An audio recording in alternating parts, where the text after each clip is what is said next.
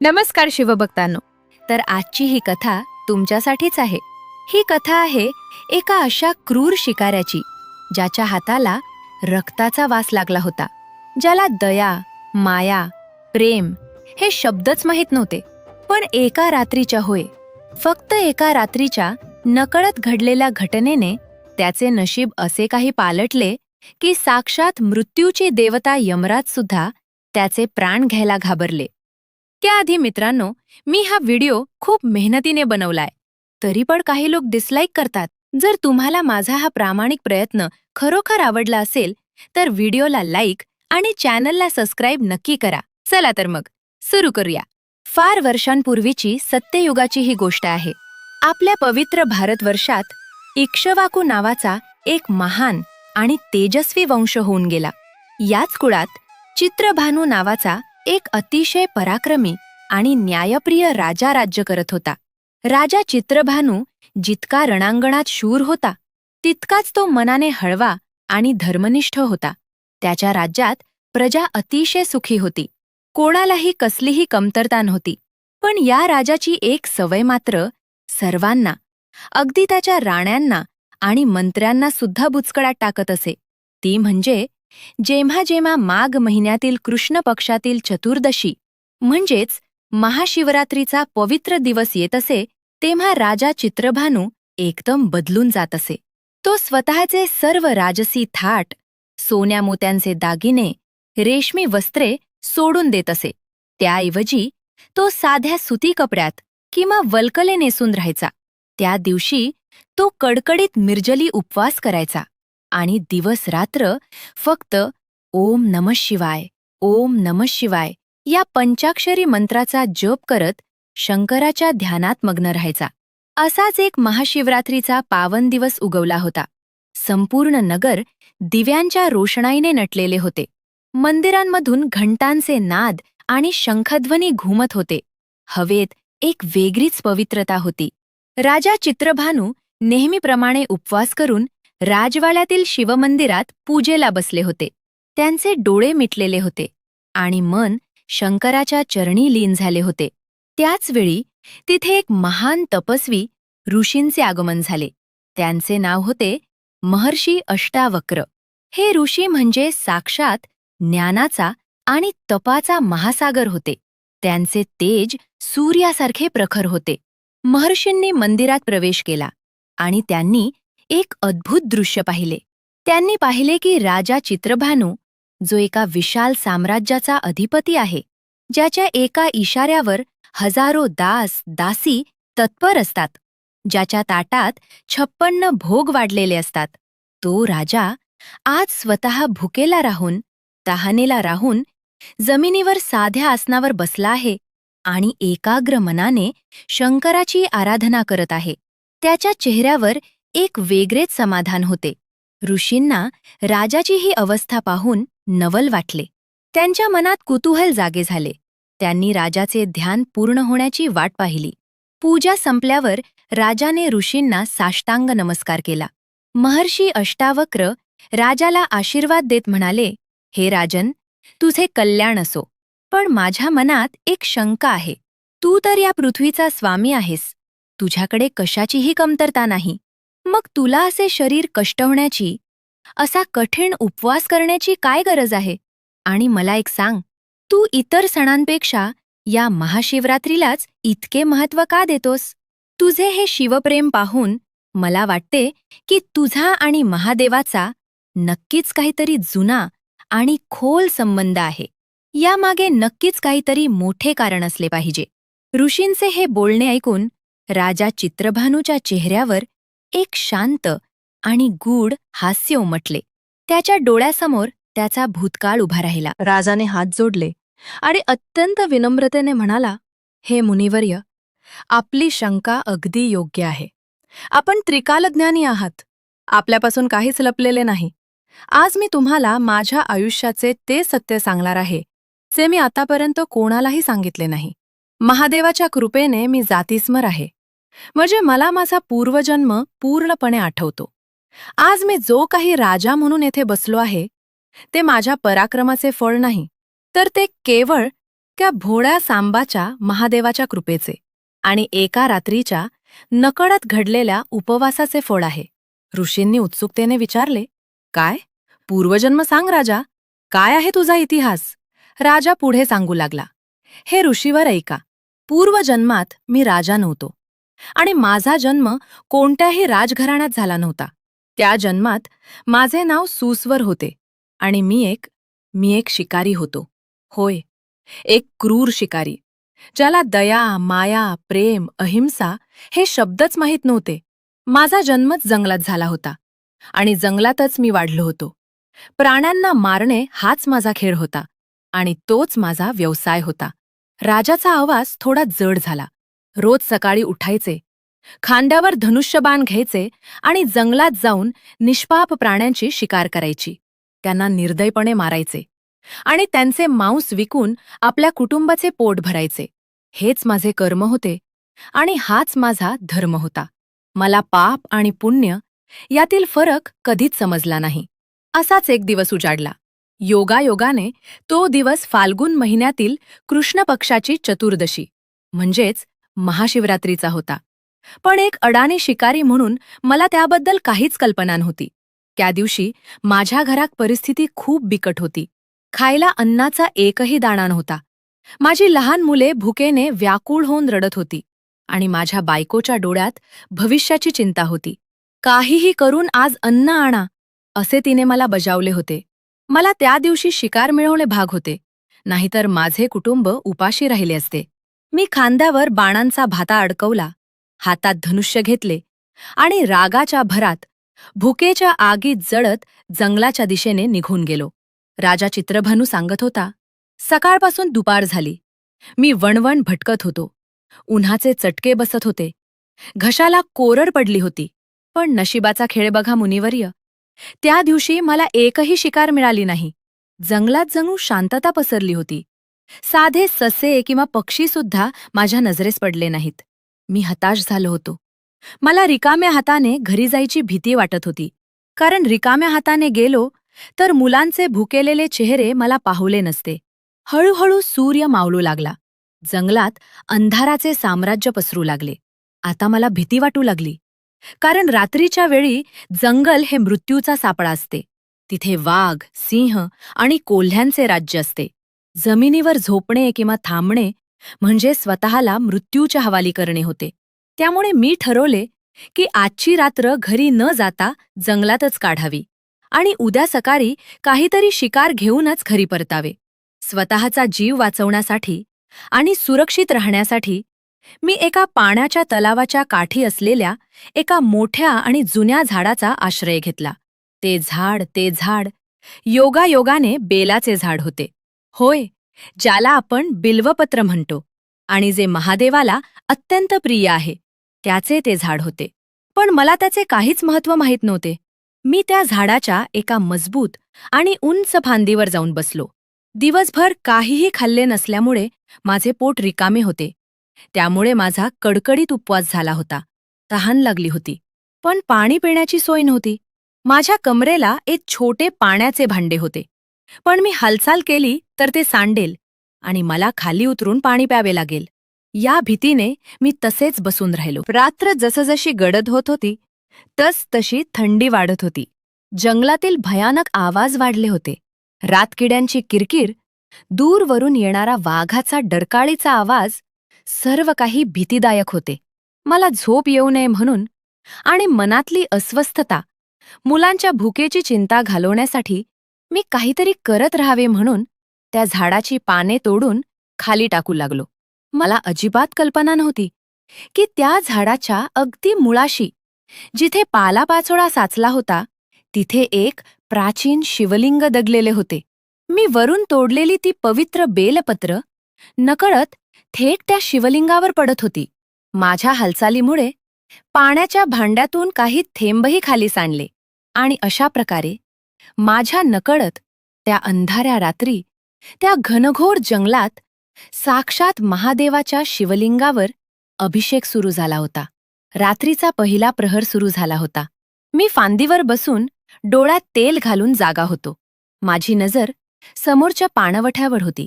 मला खात्री होती की कोणीतरी प्राणी पाणी प्यायला नक्की येईल. आणि इतक्यात तिथे पानांची सळसळ झाली. अंधारात 2 चमकणारे डोळे मला दिसले. एक हरिणी. होय, एक गर्भवती हरिणी आपली तहान भागवण्यासाठी तिथे आली होती. ती दिसायला खूप सुंदर आणि नाजूक होती. माझ्या शिकाऱ्याच्या डोळ्यांनी तिला हेरले. माझ्या मनात आनंदाची लहर पसरली. मला वाटले, चला, देवाने माझ्या मुलांच्या अन्नाची सोय केली. मी अतिशय सावधतेने धनुष्यावर बाण चढवला, दोरी ताणली आणि तिच्यावर अचूक नेम धरला. मी बाण सोडणारच होतो की माझ्या हालचालीमुळे पुन्हा झाडावरून काही बेलपत्र आणि पाण्याचे काही थेंब खाली शिवलिंगावर पडले आणि नकळत माझ्या हातून पहिल्या प्रहरची शिवपूजा पूर्ण झाली. धनुष्याच्या दोरीचा टणत्कार ऐकून ती हरिणी दचकली. तिने वर पाहिले. मला झाडावर धनुष्य रोखून बसलेले पाहिले, पण ती पळाली नाही. तिने माझ्याकडे पाहिले आणि आश्चर्य म्हणजे ती मानवी भाषेत माझ्याशी बोलू लागली. ती म्हणाली, हे शिकाऱ्या, थांब, मला मारू नकोस. मी थक्क झालो. एक प्राणी माझ्याशी मानवी भाषेत बोलतोय? पण तरीही माझे कठोर मन विरघळले नाही. मी रागाने म्हणालो, का? मी तुला का सोडू? माझी मुले घरी उपाशी आहेत. तुला मारणे हे माझे काम आहे आणि तोच माझा धर्म आहे. आज तू माझे भक्ष्य आहेस. त्यावर त्या हरिणीने जे उत्तर दिले ते ऐकून माझे काळीज थोडा वेळ थांबले. ती हरिणी डोळ्यात पाणी आणून अत्यंत काकुळतीने म्हणाली, हे व्याधा, मी तुझे दुःख समजू शकते. तुझी मुले भुकेली आहेत हे मला मान्य आहे. पण तू माझे दुःख समजून घे. मी गर्भार आहे. माझ्या पोटात एक जीव वाढत आहे. सध्या मी माझ्या प्रसूतीसाठी सुरक्षित जागा शोधत आहे. जर तू मला आता मारलंस तर एकाच वेळी 2 जीवांची हत्या होईल. तू थोडा विचार कर. तुझ्याही घरी मुले आहेत. एका आईला तिच्या बाळापासून वेगळे करण्याचे, एका न जन्मलेल्या जीवाला मारण्याचे महापाप तू करू नकोस. मी विचारात पडलो. तिच्या डोळ्यातील ती आर्जव, ती भीती आणि तरीही सत्य सांगण्याची हिंमत पाहून माझा हात थरथरला. ती पुढे म्हणाली, मी तुला वचन देते. मी तुला शपथ घेऊन सांगते की मी माझ्या पिल्लाला जन्म देऊन त्याला सुरक्षित ठिकाणी ठेवून तुझ्याकडे स्वतःहून परत येईन. मी सूर्य, चंद्र, अग्नी, वायू आणि या 5 महाभूतांची शपथ घेऊन सांगते की मी खोटे बोलणार नाही. मला फक्त थोडा वेळ दे. तिचे ते करुण शब्द आणि सत्यावरील इतका गाढ विश्वास पाहून माझा कठोर शिकारी बाणा थोडा सैल झाला. माझ्या मनात कुठेतरी दयेचा एक सूक्ष्म अंकुर फुटला. मी विचार केला की बघूया तरी ही परत येते का, की हा फक्त जीव वाचवण्याचा बहाणा आहे. मी धनुष्य खाली केले आणि कठोर आवाजात म्हणालो, ठीक आहे, जा, पण लक्षात ठेव, जर तू परत आली नाहीस तर माझ्या मुलांच्या उपाशी राहण्याचे पाप तुला लागेल आणि मी तुला शोधून काढीन. हरिणीने कृतज्ञतेने मान डोलावली आणि ती तिथून वेगाने निघून गेली. ती गेल्यावर पुन्हा जंगलात भयान शांतता पसरली. आता रात्र अधिकच गडद झाली होती. मला पुन्हा भूक आणि तहान लागली होती. मी विचार करू लागलो की मी चूक तर नाही न केली. हातात आलेली शिकार सोडली. आता मुले काय खाणार? या विचारात मी पुन्हा अस्वस्थ झालो आणि वेळ घालवण्यासाठी पुन्हा झाडाची पाने तोडून खाली टाकू लागलो. पुन्हा ती बेलपत्र शिवलिंगावर पडली आणि माझा अभिषेक सुरूच राहिला. इतक्यात थोड्या वेळानं तिथे दुसरी हरिणी आली. ही आधीच्या हरिणीची बहीण होती. ती सुद्धा पाणी पिण्यासाठी आली होती. मी पुन्हा सावध झालो. मला वाटले, चला, पहिली गेली पण दुसरी सापडली. मी पुन्हा बाण रोखला. पुन्हा बेलपत्र खाली पडली आणि दुसऱ्या प्रहरची पूजा झाली. त्या हरिणीनेही मला पाहिले. ती घाबरली नाही. तिने माझ्याकडे पाहिले आणि म्हणाली, हे शिकाऱ्या, मला मारण्याआधी माझे म्हणणे ऐक. मी माझ्या जोडीदाराचा शोध घेत आहे. मी खूप दिवसांपासून त्याला भेटले नाही. माझे मन त्याच्या भेटीसाठी व्याकुळ झाले आहे. मला फक्त एकदा त्याला भेटू दे. मी त्याला शेवटचे पाहून आणि त्याचा निरोप घेऊन तुझ्याकडे परत येईन. हे माझे वचन आहे. मी पुन्हा पेचात पडलो. हे प्राणी मरणाच्या दारात असूनही खोटे का बोलत नाहीत? मृत्यू समोर दिसत असूनही यांना आपल्या प्रेमाची आणि कर्तव्याची जाणीव कशी काय आहे? मी तिलाही जाऊ दिले. आता मला माझ्या स्वतःच्या निर्णयावरच शंका येऊ लागली होती.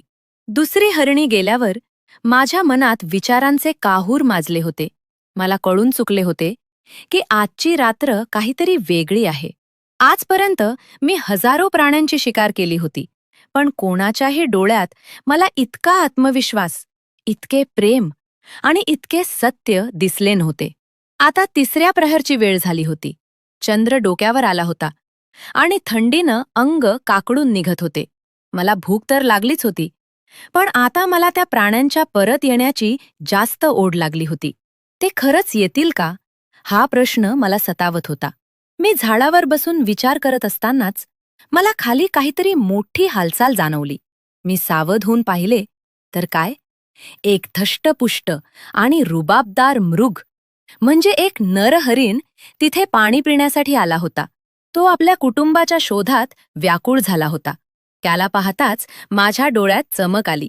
मला वाटले की मघाशी 2 हरणी गेल्या तर गेल्या, पण आता हा मोठा नर आपल्या तावडीत सापडला आहे. याचे मांस तर माझ्या कुटुंबाला 4 दिवस पुरेल. आजची रात्र सार्थकी लागली. मी क्षणाचाही विलंब न लावता पुन्हा धनुष्यावर बाण चढवला. त्याने दोरी ताणली आणि त्याचा नेम धरला. पण नियतीला काहीतरी वेगळेच मान्य होते. माझ्या या हालचालीमुळे पुन्हा फांदी हलली आणि त्यावरून काही ताजी बेलपत्र आणि पाण्याचे काही थेंब खाली असलेल्या शिवलिंगावर पडले. तिसऱ्या प्रहरची पूजा नकळत पूर्ण झाली होती आणि महादेवाची कृपा त्या शिकाऱ्यावर बरसली होती. बाणाची सळसळ ऐकून त्या मृगानं वर पाहिले. तो घाबरला नाही किंवा पळाला नाही, तर त्याने अतिशय करुण आणि गंभीर स्वरात मला विचारले, "हे पारधी, तू मला मारण्यासाठी सज्ज झाला आहेस, पण त्याआधी माझे एक म्हणणे ऐक. मी माझ्या कुटुंबाचा शोध घेत आहे. माझी पत्नी आणि मुले याच वाटेने आली होती. जर तू त्यांना मारले असशील तर मलाही मारून टाक, कारण त्यांच्याशिवाय जगणे मला मान्य नाही. माझा संसारच उद्ध्वस्त झाला असेल तर मी जगून काय करू?" आणि तो पुढे म्हणाला, "पण जर तू त्यांना सोडले असशील तर मलाही थोडा वेळ दे. मी त्यांना शेवटचे भेटून त्यांचा निरोप घेऊन त्यांची क्षमा मागून तुझ्यासमोर हजर होतो, कारण प्रेमाचा आणि कर्तव्याचा धर्म मला हेच सांगतो. मी माझ्या कुटुंबाचा प्रमुख आहे. त्यांना भेटल्याशिवाय मी मरू शकत नाही." त्या नरहरणाचे हे बोलणे ऐकून माझे हात लटलटू लागले. धनुष्य माझ्या हातातून सुटायला लागले. मला प्रश्न पडला की हे काय चालले आहे? एक प्राणी, एक जनावर मला प्रेमाचे, त्यागाचे आणि जबाबदारीचे धडे देतोय. मी विचार केला की मी आतापर्यंत 2 जणांना सोडले आहे. आता या तिसऱ्याला मारून काय मिळणार? बघूया तरी हे सत्य बोलतात की नाही. जर हे तिघही परत आले तर जगात अजूनही सत्य शिल्लक आहे असे समजेन. मी धनुष्य खाली केले आणि थकलेल्या आवाजात म्हणालो, "जा, तू सुद्धा जा. पण लक्षात ठेव, जर तुम्ही कोणीही परत आला नाहीत तर मी आणि माझी मुले उपाशी मरू आणि त्याचे पाप तुम्हाला लागेल. आणि मी शिकारी आहे. मी तुम्हाला शोधून काढीन." त्या मृगानं मान डोलावली आणि तो तिथून निघून गेला. आता रात्र संपत आली होती आणि 4था प्रहर सुरू झाला होता. पहाटेची वेळ होती. आकाशात तांबडे फुटू लागले होते. पक्ष्यांचा किलबिलाट सुरू झाला होता. रात्रभर उपाशी राहिल्यामुळे आणि रात्रभर जागा राहिल्यामुळे माझे कडकडीत व्रत झाले होते आणि नकळत 4ही प्रहर शिवपूजा झाली होती. आता माझी भूक हरपली होती आणि तहानही विसरली होती. माझे लक्ष फक्त त्या वाटेकडे होते की ते प्राणी खरंच परत येतात की नाही. थोडा वेळ गेला आणि अचानक मला समोरून धूळ उडताना दिसली. मी नीट निरखून पाहिले तर मला आपल्या डोळ्यांवर विश्वास बसेना. ती पहिली हरिणी जी आता प्रसूत झाली होती, दुसरी हरिणी तो मृग आणि त्यांची नुकतीच जन्मलेली लहान पिल्ले, असे सर्वच्या सर्व प्राणी तिथे हजर झाले होते. कोणीही पळून गेले नाही, कोणीही बहाणे केले नाहीत. मृत्यू समोर उभा असतानाही त्यांनी दिलेले वचन पाळले होते. ते सर्वजण झाडाखाली आले. त्या मृगाने वर पाहून अत्यंत शांतपणे म्हटले, "हे व्याधा, आम्ही आमचे वचन पाळले आहे. आम्ही सर्वजण तुझ्यासमोर हजर आहोत. आता तू आमची शिकार कर आणि तुझ्या कुटुंबाची भूक भागव. पण कृपा करून आम्हाला एकाच वेळी मार, म्हणजे आम्हाला विरहाचे दुःख होणार नाही. आम्ही सोबत जगलो, आता सोबतच मरू. मित्र हो. आणि ऋषीवर त्या क्षणी काय झाले असेल याची कल्पना करा. एका क्रूर शिकाऱ्याच्या समोर शिकार स्वतःहून हजर झाली होती, पण त्या शिकाऱ्याचे मन आता दगडासारखे राहिले नव्हते. त्या प्राण्यांचा तो असीम त्याग, ते सत्य आणि ती निष्ठा पाहून माझे हृदय भरून आले. माझ्या डोळ्यासमोर अंधारी आली. मला स्वतःचीच घृणा वाटू लागली. मी स्वतःशीच म्हणालो, मी माणूस असूनही राक्षसासारखा वागतोय. स्वतःच्या स्वार्थासाठी दुसऱ्यांचा जीव घेतोय. आणि हे पशु असूनही, हे जनावर असूनही देवासारखे वागत आहेत. सत्यासाठी आणि प्रेमासाठी स्वतःचा जीव द्यायला तयार आहेत. यांच्यात आणि माझ्या देवात काहीच फरक नाही. माझ्या हातातून धनुष्यबाण गळून पडला. मी धाय मोकलून रडू लागलो. माझ्या कठोर डोळ्यातून, ज्यांनी कधी कोणावर दया दाखवली नव्हती, त्यातून आज अश्रूंच्या धारा वाहू लागल्या. आणि ते गरम अश्रू थेट खाली असलेल्या त्या अदृश्य शिवलिंगावर पडले. ती महादेवाची खरी पूजा होती. ती पश्चात्तापाची पूजा होती. मी झाडावरून खाली उडी मारली आणि त्या प्राण्यांना हात जोडले. मी त्यांच्या पाया पडलो आणि म्हणालो, जा तुम्ही, धन्य आहात. तुमच्यामुळे आज मला माणुसकी समजली.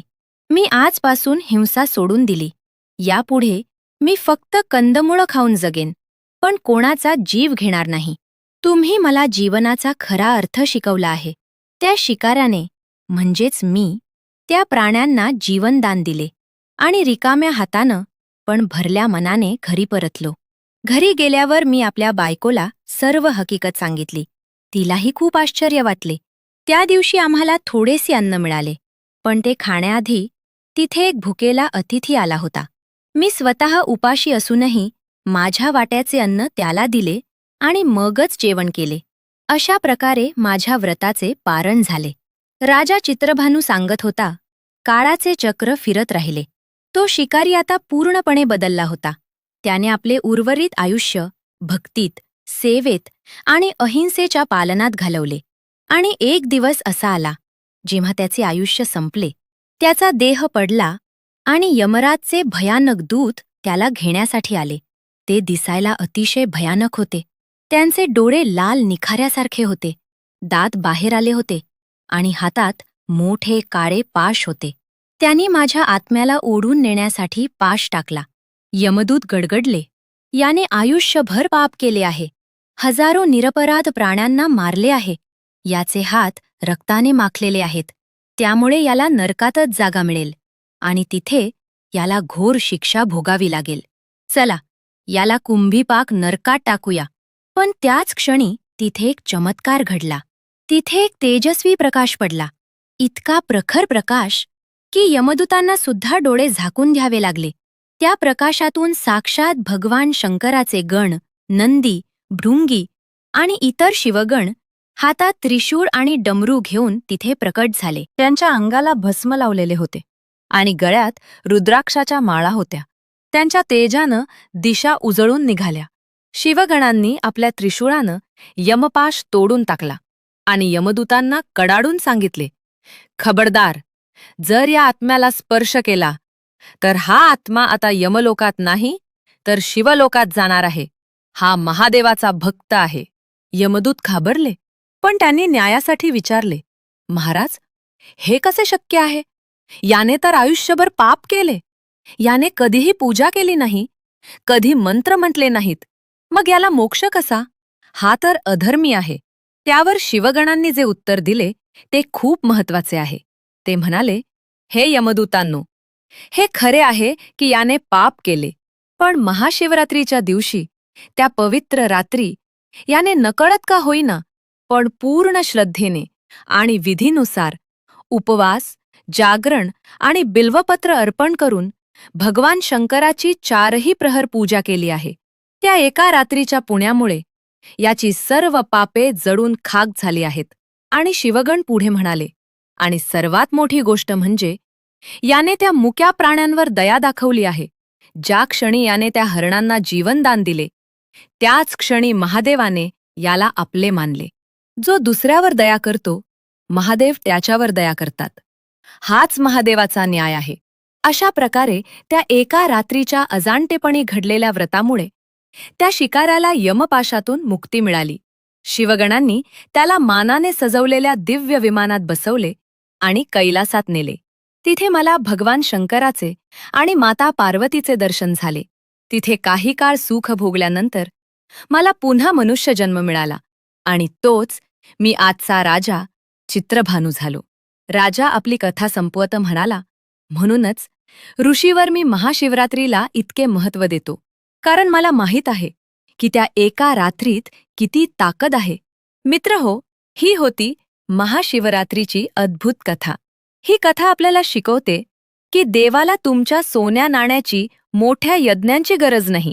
त्याला गरज आहे ती फक्त तुमच्या शुद्ध भावाची, सत्याची आणि इतर जीवांसाठी असलेल्या दयेची. जर आपणही आपल्या मनातले वाईट विचार, क्रोध आणि हिंसा यांचा त्याग केला आणि सत्याचा मार्ग धरला, तर तो भोळा शंकर आपल्यावरही नक्कीच प्रसन्न होईल. चला तर मग या महाशिवरात्रीला आपणही संकल्प करूया सत्याचा, प्रेमाचा आणि भक्तीचा. ओम नमः शिवाय.